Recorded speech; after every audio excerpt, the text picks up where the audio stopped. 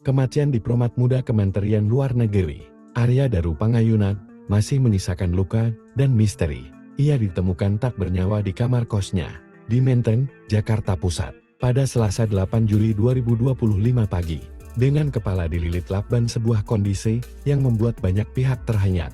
Kini, muncul rekaman CCTV dari malam sebelum kematiannya yang menambah kejanggalan.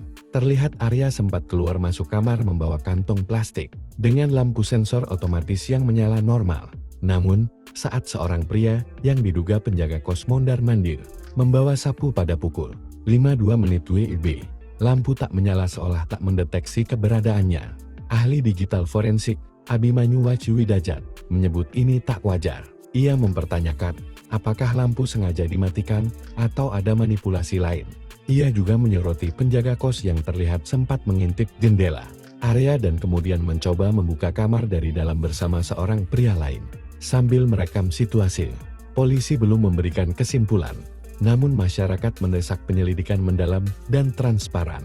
Banyak yang percaya bahwa kematian Arya Daru bukan sekadar insiden biasa, tetapi menyimpan sesuatu yang lebih besar.